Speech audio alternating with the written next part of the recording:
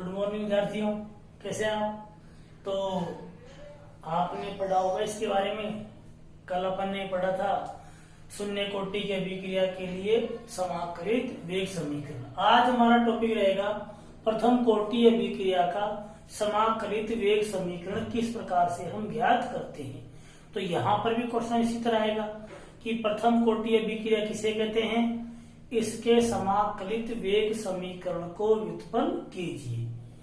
तो देखिए आप, तो पहले तो अपन लिखेंगे परिभाषा। परिभाषा वही थी कि किसी भी रासायनिक अभिक्रिया के वेग निर्धारक पद में, किसी रासायनिक अभिक्रिया के वेग निर्धारक पद में भाग लेने वाले अभिकारकों की सांद्रता पदों के घातांकों का योग, वो होता है कोटि। यदि योग 1 हो, 1 हो, तो उसे फर्स्ट ऑर्डर रिएक्शन यानी कि प्रथम कोटि की अभिक्रिया कहते हैं। तो ये तो हो गई परिभाषा। फिर आपसे इसका पूछे समाकलित वेग समीकरण, तो इसे हम एक एग्जांपल के थ्रू समझते हैं। तो मान लीजिए कोई अभिक्रिया A गिव्स B, ये अभिक्रिया है, इसका T समय पर जो A अभिकारक है इसकी सांद्रता दे रखी है A मोल प्रति लीटर। B शुरू में बनाई नहीं है। T बराबर T समय पर एक अभिकारक के x मोल पर लीटर उत्पाद में परिवर्तित हो जाते हैं। तो कितना बचेगा, A माइनस x मोल पर लीटर। वेग जो होता है वो dx अपॉन dt, सांद्रता में परिवर्तन अपॉन परिवर्तन में लगा समय। प्रथम कोटि अभिक्रिया है तो द्रव्यानुपाती क्रिया के नियम से जो वेग है अभिकारकों की सांद्रता के समानुपाती होता है। प्रथम कोटि अभिक्रिया है तो अभिकारक एक की सांद्रता यह है, इसके पावर 1। प्रथम कोटि अभिक्रिया हो गई।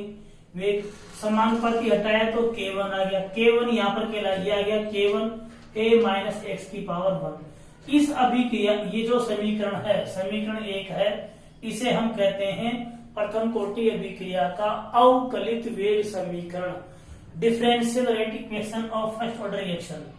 यहाँ जो K1 है वो फर्स्ट ऑर्डर रिएक्शन का क्या है, वेग स्थिरांक है। अब अगर ग्राफ बनाए अपन वेग में और सांद्रता में, वेग में और सांद्रता में, तो K1 आता है y बराबर mx प्लस c से। कल भी कहा था ये कि जो ग्राफ है उस ग्राफ को मैं अलग से ही लूंगा। पूरे जितने भी ग्राफ बनते हैं वो चाहे किसी भी चैप्टर का हो, जो ग्राफ बनते हैं उस ग्राफ को बनाते कैसे हैं फिलहाल ये देखिए आप। तो y बराबर mx c का कोऑर्डिनेट ये तो जाएगा अपना y अक्ष पर, ये हो जाएगा x अक्ष पर। तो y बराबर mx प्लस c से ये आपके K1 जो स्ट्रेट लाइन आएगी, ढाल आएगा इसका, ये कहलाएगा इसका ढाल। और ये प्रथम कोटि अभिक्रिया का वेग और सांद्रता के मध्य ग्राफ है। अब अपन ज्ञात करेंगे इसका समाकलित वेग समीकरण। फिर कह रहा हूं मैं, अगर आपसे अवकलित वेग समीकरण तक पूछे तो अपन यहां तक देंगे। समाकलित वेग समीकरण आपको पूछा है तो शुरू से लेकर के आप यहां तक देंगे। तो ये ज्ञात करना, ये पूछेगा तो भी अपन शुरू से देंगे, और आपसे अवकलित समीकरण पूछा तो आप यहां तक देंगे। तो समाकलित वेग समीकरण हम इसी से ज्ञात करते हैं। समीकरण 1 dx अपॉन dt बराबर K1 A माइनस x। इसमें एक्सचेंज किया, A माइनस x को नीचे लिया है, dt को इधर लिया है। इसका अपन समाकलन करेंगे। dx upon A minus x का जो समाकलन है वो होता है minus ln A minus x। ये समाकलन को देख लीजिए आप, क्योंकि समाकलन पूरे आर पार 2-3 ही आते हैं, तो इसको याद ही कर लीजिए आप। dx upon A minus x का जो समाकलन होता है वो minus ln into A minus x होता है। K1 स्थिरांक इसका होता नहीं है, dt का t होता है, और c के आगे अपने समाकलन स्थिरांक। अब यहाँ लिमिट लगाएंगे। जब t बराबर 0 था, t बराबर 0 था तो x क्या था, 0 था। तो इस जो वैल्यू को अपन समीकरण 2 में पुट करेंगे। माइनस ln A ऐसे कैसे ही, x के स्थान पर 0 आ गया, K1 ऐसे कैसे ही, t के स्थान पर 0 आ गया, प्लस c आ गया। तो c की वैल्यू आ गई आपके माइनस ln A बराबर c। c का मान वापस समीकरण 2 में रखिए, तो minus ln A minus x, K1t minus ln A, इसको इधर ले आइए आप। तो ln A माइनस हो जाएगा ln A into ln into a minus x, तो k1t बराबर ये हो जाएगा k1t। इसको आप जानते हो कि ln a माइनस बी होता है ln a minus ln a minus B. इसका देखो आपने इस तरह पढ़ा हुआ कि log a minus log b, इसको लिखते हैं अपन log a अपॉन b के फॉर्म में लिखते हैं। तो इसको भी अपन इसी तरह से लिख सकते हैं, इसको भी अपन इस तरह लिख सकते हैं। तो ये अपना क्या हो जाएगा ln a upon a minus x. ln का मतलब है log इंटू 2.303, तो इसका मतलब हो गया 2.303 इंटू log, t नीचे आ गया तो log a upon a minus x. तो यह जो समीकरण है ये प्रथम कोटि अभिक्रिया का समाकलित वेग समीकरण है। तो आप क्या करेंगे, पहले लिखेंगे परिभाषा, फिर समीकरण लिखेंगे। उदाहरण से आप प्रारंभिक सांद्रता ये है, t समय पर ये है, वेग आपका ये हो जाएगा, इसको हटाएंगे स्थिरांक को तो k1 आ गया। k1 आपके differential rate cost force, k1 आपका अभिक्रिया प्रथम कोटि अभिक्रिया का वेग स्थिरांक है। इस समीकरण को बोलते हैं अपन अवकलित वेग समीकरण। ग्राफ बनाया अपना सांद्रता और वेग के मध्य, तो k1 इसका डाला जाएगा आपका। फिर अपन ज्ञात करेंगे समाकलित वेग समीकरण। प्रथम समीकरण से ज्ञात किया अपन ने, एक्सचेंज कर लिया इसको, ये नीचे आ गया इधर आ गया, इसका समाकलन किया dx upon a minus x का जो समाकलन होता है वो होता है माइनस के ln a माइनस एक्स, और k1 आ गया, k1 कांस्टेंट इसका होता नहीं है, dt का t हो गया, और c क्या है यहाँ पर समाकलन स्थिरांक है। लिमिट लगाई t बराबर 0 था तो x क्या था 0 था, ये मान अपन ने समीकरण 2 में रख दिए, तो c बराबर आ गया आपके माइनस ln a। इस c के मान को अपन वापस समीकरण 2 में रखा तो रख दिया अपन ने। इस प्रकार अपना k1t बराबर ये आ गया। ये बताया मैंने कैसा है आपको, ln का मतलब होता है 2.303 इंटू log, तो k1 बराबर अपने हो गया 2.303 upon t log of a upon a minus x. इसे हम प्रथम कोटि अभिक्रिया का समाकलित वेग समीकरण कहते हैं। यानी कि प्रथम कोटि अभिक्रिया में न्यूमेरिकल आएंगे तो इस सूत्र से आप सोल्व करेंगे। यहाँ पर a तो बताएंगे प्रारंभिक सांद्रता है, a माइनस एक्स है, a तो प्रारंभिक है, x खर्च होने वाली है यानी कि उत्पाद में परिवर्तित होने वाली मात्रा। तो प्रारंभिक मात्रा डिवाइड बाई क्या हो जाएगा, रिमेनिंग मात्रा, शेष मात्रा। तो log प्रारंभिक मात्रा अपॉन शेष मात्रा, या प्रारंभिक सांद्रता अपॉन शेष सांद्रता, या प्रारंभिक परसेंटेज अपॉन शेष परसेंटेज। तो प्रथम कोटि अभिक्रिया में सवाल हल करते समय दोनों चीज चाहिए आपको, प्रारंभ में सांद्रता भी चाहिए और t समय बाद कितनी सांद्रता उसकी शेष रही। यही बात इसमें न्यूमेरिकल सोल्व करते समय आपको ध्यान रखना है। जबकि जीरो कोटि में क्या था, कितना है दैट इज नो इम्पोर्टेंट, कितना कन्वर्ट हुआ है, कितनी सांद्रता या कितनी परसेंटेज जो है उत्पाद में परिवर्तित हुई है, वो अपने शून्य कोटि में ध्यान रखने का था। यहाँ पर अपन दोनों ही ध्यान रखेंगे। अब ग्राफ बनाए अपन, तो ग्राफ में समीकरण इससे लिया है ln a minus x versus t के मध्य, इन दोनों के मध्य लेंगे तो ये तो जाएगा y, ये हो जाएगा mx, प्लस में तो प्लस इधर से आएगा, c में 0 है तो ग्राफ ये बनेगा। फिर कह रहा हूँ ग्राफ को मैं अलग से ही लूंगा, जिनके भी ग्राफ कम समझ में आ रहे हैं उस ग्राफ को मैं अलग ही टॉपिक लूंगा दोनों के बाद में, कि ग्राफ किस तरह से बनाते हैं किसी के मध्य हो। तो ये आपका प्रथम कोटि अभिक्रिया का समाकलित वेग समीकरण था। अब इसके बाद अपन इसके एग्जाम्पल पढ़ेंगे कि प्रथम कोटि अभिक्रिया किस किस में होती है, और फिर इसके अपन न्यूमेरिकल पढ़ेंगे। तो देखते हैं अपन आगे इसके। तो उदाहरण की बात आ रही, देखो पहला उदाहरण है 3 डिग्री एल्किल हैलाइड का जल अपघटन। तो 3 डिग्री एल्किल हैलाइड का जल अपघटन होता है, ये एल्किलाइड पढ़ेंगे अपन ऑर्गेनिक केमिस्ट्री में कि एल्किल हैलाइड क्या होता है, 1 डिग्री 2 डिग्री 3 डिग्री। तो जो 3 डिग्री एल्किल हैलाइड है उसका जो जल अपघटन यानी कि जल से विक्रिया वो एल्कोहल बनाता है, वो विक्रिया होती है SN1, नाभिक स्नेही प्रतिस्थापन अभिक्रिया एकाणु। तो 1 आ गया, तो वो भी प्रथम कोटि अभिक्रिया का उदाहरण है। तो सबसे इंपॉर्टेंट उदाहरण इसमें यही ध्यान रखना। फिर अमोनियम नाइट्राइट के जलीय विलयन को गर्म करने पर, ये अमोनियम नाइट्राइट है, गर्म किया तो ये डिसोसिएट हो गया, टूट गया वाटर में और N2 में, तो ये भी प्रथम कोटि अभिक्रिया का उदाहरण है। और सब तीसरा उदाहरण है सभी रेडियो सक्रिय विघटन, ये भी इंपॉर्टेंट है। जितने भी रेडियो सक्रिय विघटन है, जो रेडियो यानी कि जो पुराने जो पदार्थ होते हैं टूटते हैं, रेडियो सक्रिय विघटन होता है, वो सभी क्या होते हैं, प्रथम कोटि अभिक्रिया का पालन करते हैं। क्या ये उदाहरण और ये वाला। ऐसे एजो आइसोप्रोपेन, ये आइसो समूह होता है तो एजो ग्रुप होता है, N double bond N, azo isopropane है, इसका अपन कराते हैं क्या, उष्मीय अपघटन, जब गर्म करते हैं तो ये N2 में और C6H14, ये आपका हेक्सेन भी हो सकता है, आइसो वगैरह हो सकता है। तो ये आपके उदाहरण थे।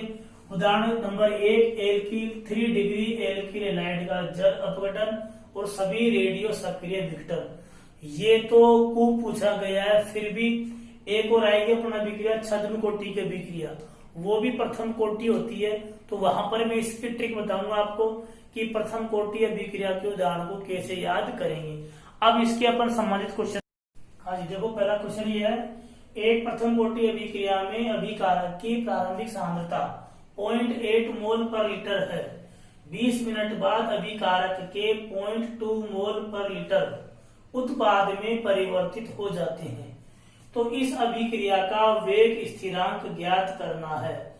तो इसमें है उत्पाद में, ये बता रहा है कि उत्पाद में परिवर्तित हो जाता है। क्वेश्चन उसी तरह से है जैसे शून्य कोटि में था, बस आपको टाइप देखना है किस तरह है कि प्रथम कोटि में आपको ये ध्यान देना है प्रारंभिक सांद्रता क्या है और रिमेनिंग सांद्रता मतलब शेष सांद्रता क्या है। तो उत्पाद में इतने हो गए, इतने थे, इतने परिवर्तित हो गए, तो शेष आपका जाएगा 0.8 में से 2।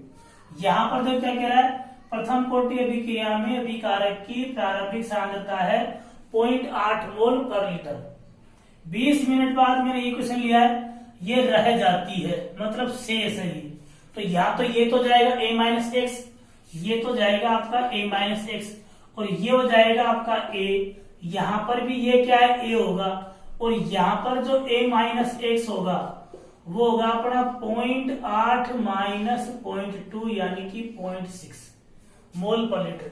तो यह पहचानने वाली बात है कि एग्जाम में क्वेश्चन किस तरह पूछ सकता है। आपको वर्डिंग ध्यान देनी है कि प्रथम कोटि अभिक्रिया में A/A-X होता है 2.303 upon T log A/A-X। A आपका प्रारंभिक सांद्रता है, वो A हो गया, A-X है शेष सांद्रता, यहाँ पर 0.2 मोल पर लीटर उत्पाद में परिवर्तित हुआ है, यानी अभिकारक में से इतना उत्पाद में बदल गया। तो कितना बचा, दिस माइनस दिस, तो ये हो गया 0.8 माइनस 0.2 यानी 0.6। यहाँ पर इस क्वेश्चन में क्या करा, 0.8 मोल था आपका था शुरू में, ये रह गया, शेष बोलता है कि तुम्हारे पास इतने रुपए थे और 20 मिनट बाद इतने रह गए, मतलब शेष रह गए। तो यहाँ पर A-X का मतलब यही है 0.2, ये 0.2 मोल पर लीटर। तो अब वैल्यू पुट करेंगे, लॉग लेंगे, तो मैं आपको लॉग लेना बता रहा हूं भाई। क्वेश्चन आप सोल्व करना और कमेंट्स में बताना मुझे कि सोल्व हुआ है नहीं हुआ है।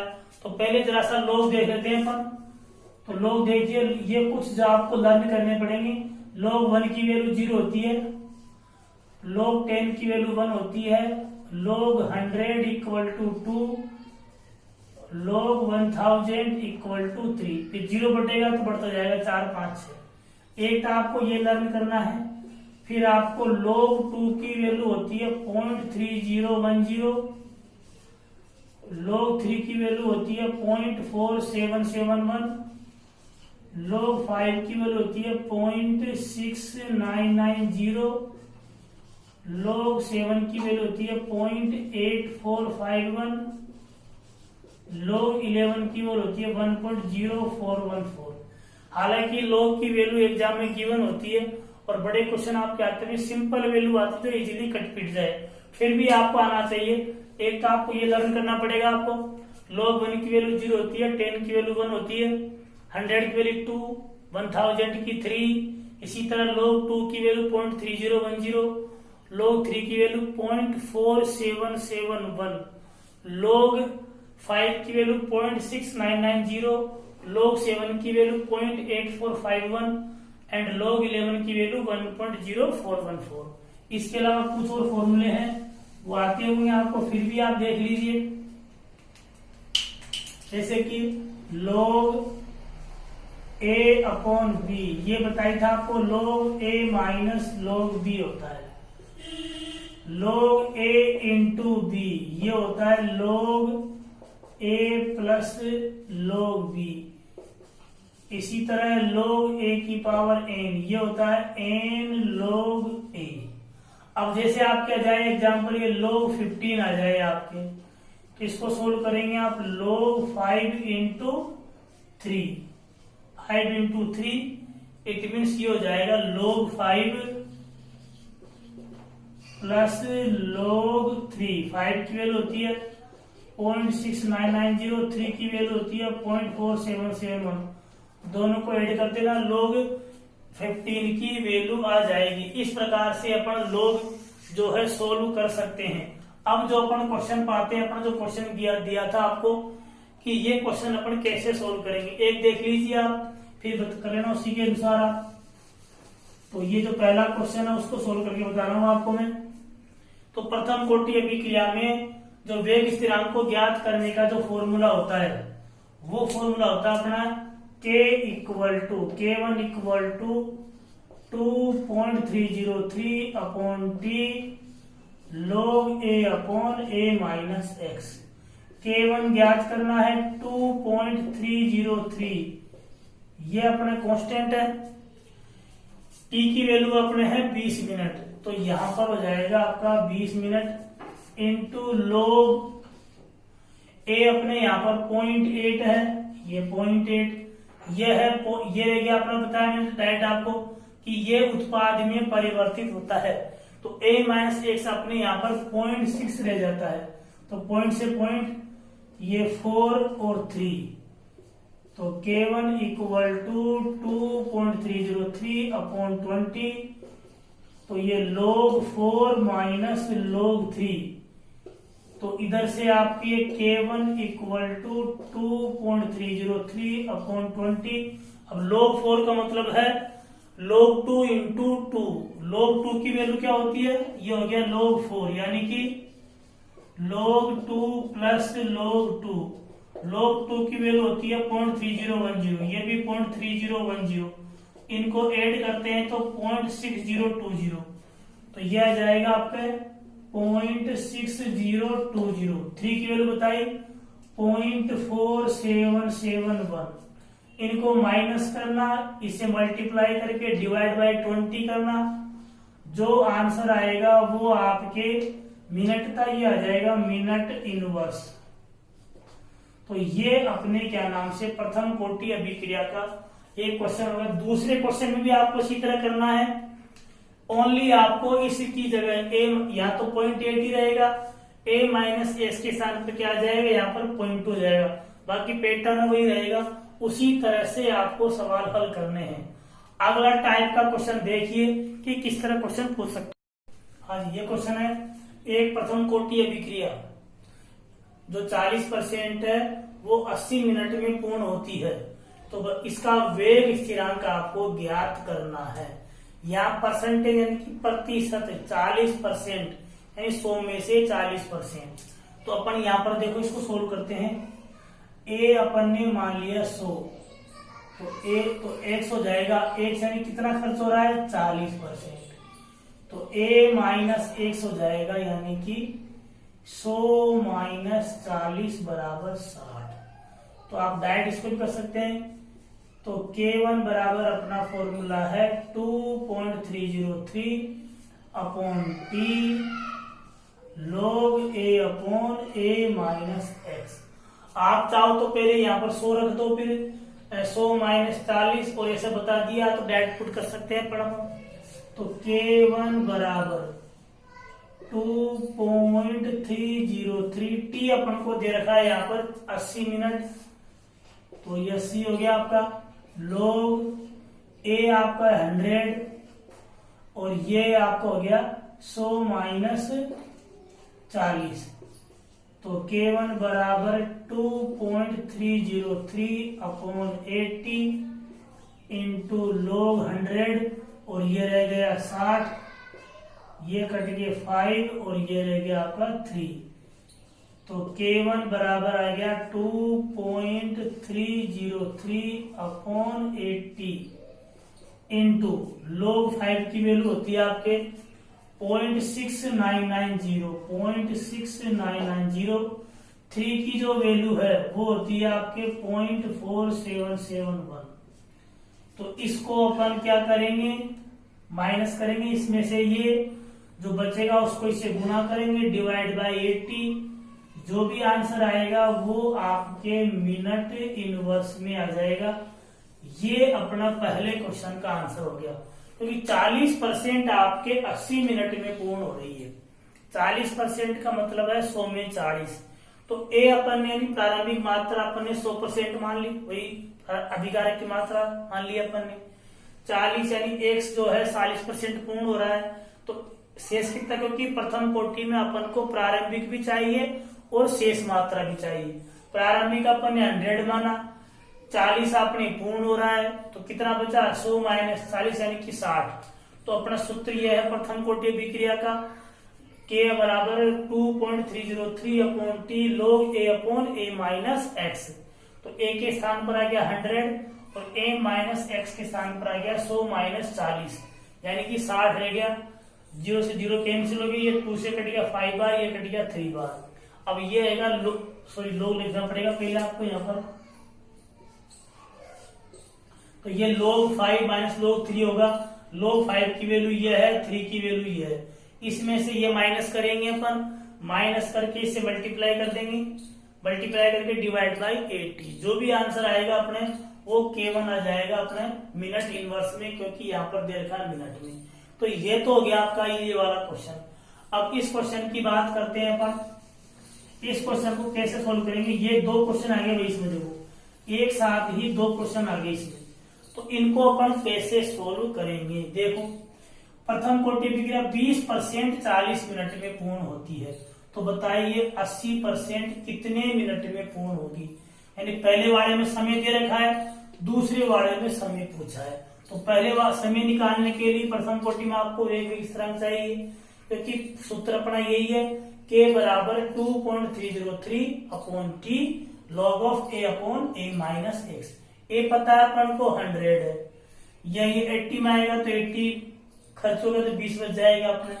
K1 पता नहीं, तो पहले वाले केस से अपन K1 पता करेंगे, उस K1 को दूसरे केस में रख लेंगे, और A पता है, A माइनस x पता है, उससे अपना T आराम से आ जाएगा। तो देखते हैं अपन, देखो ये लिखेंगे फर्स्ट केस इसमें, तो K1 बराबर 2.303 upon T log A upon A minus x, ये अपना इसमें फॉर्मूला है।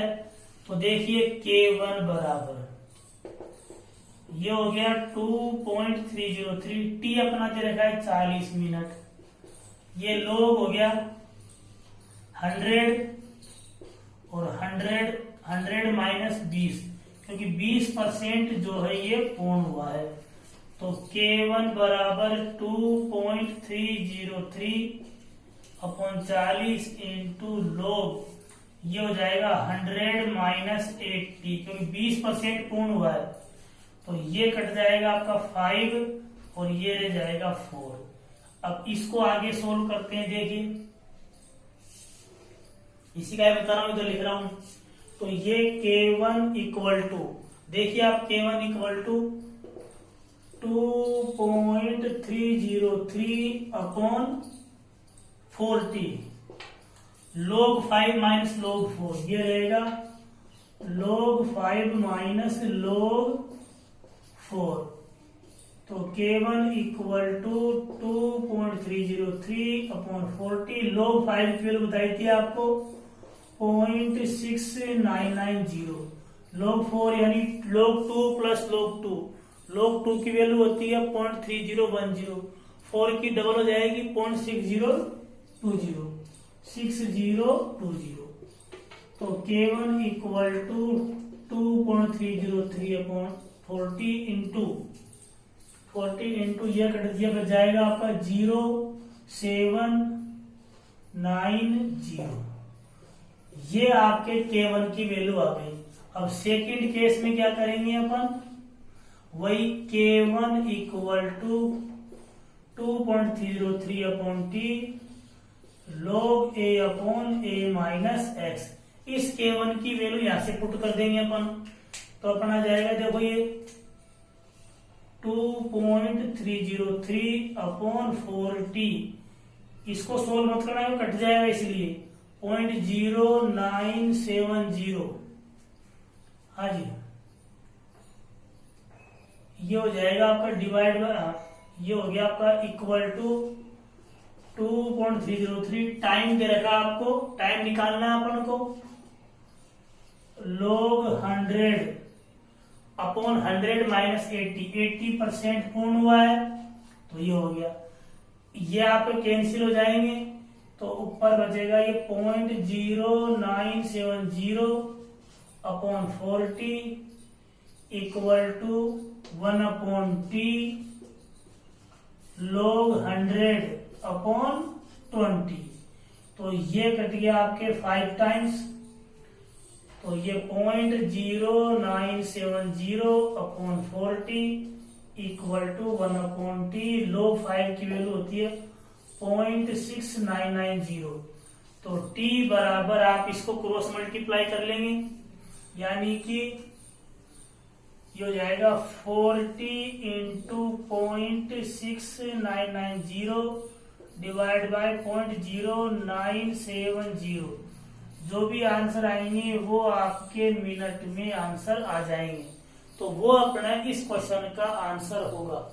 दोबारा देखिए, आपको क्या करना है कि पहले इसमें 20% दे रखा है, 40 मिनट में पूर्ण होती है। 20% अभिक्रिया होती है 40 मिनट में पूर्ण। तो अपन इसका पहले निकालेंगे वेग स्थिरांक, क्योंकि दूसरे क्वेश्चन में आपसे मिनट पूछा है, कितने समय पूछा है, और समय ज्ञात करेंगे तो आपको वेग स्थिरांक का मान चाहिए। तो प्रथम केस से अपन क्या निकालेंगे, वेग स्थिरांक का मान। तो प्रथम केस के लिए सूत्र अपना वही है, K1 ज्ञात करना है। ये से कैसे, समय है 40 मिनट, log 100 20% पूर्ण हुआ है, तो 80 बच गया यहाँ पर। इसको सोल्व किया तो ये 5 अपॉन 4 आ गया, log 5 माइनस log 4 ये हो जाएगा। 5 की वैल्यू ये होती है, 4 की वैल्यू ये होती है। इसको माइनस किया अपन ने, ये बच गया।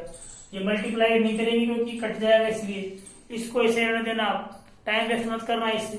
फिर सेकंड केस में क्या करेंगे अपन, उसमें 80% अभिक्रिया पूर्ण हो रही है, तो K1 लिखा अपन ने, ऊपर A तो आ गया 100, 80% पूर्ण हुई है, इसका मतलब A माइनस एक्स 20 रह जाएगा, तो log 100 अपॉन 20 रहेगा, तो ये 5 टाइम्स कट जाएगा। तो log 5 की वैल्यू ये होती, ये कट गया इससे, तो T की वैल्यू आ जाएगी, ये कट पिट के जो भी आंसर आएगा इसमें वो मिनट में आंसर आ जाएगा। तो इस प्रकार अपन प्रथम कोटि अभिक्रिया के क्वेश्चन कर सकते हैं। हालांकि एक क्वेश्चन और बढ़ता है टाइप का कि मान लो ये अभिक्रिया 20% 40 मिनट में पूर्ण होती है, तो बताइए 60 मिनट में कितने परसेंट पूर्ण होगी और कितना शेष रहेगा।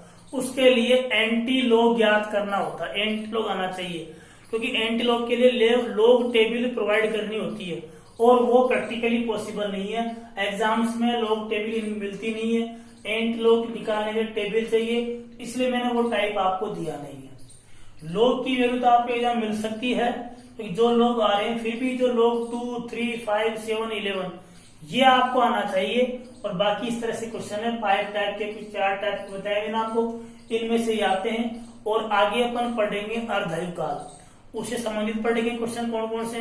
प्रत्येक टॉपिक के साथ साथ बता रहा हूं आपको मैं कि इसमें किस किस तरीके से क्वेश्चन पुटअप हो सकता है, थ्योरी में, न्यूमेरिकल में, प्लस कंपटीशन में, कि किस किस तरीके से क्वेश्चन पूछता है। तो आप इसको ढंग से पढ़ें, समझें। कोई दिक्कत आए तो नीचे कमेंट्स में लिखकर बताएं और लाइक करें अपने चैनल को। आप सभी विद्यार्थी हो, thank you very much, best of luck.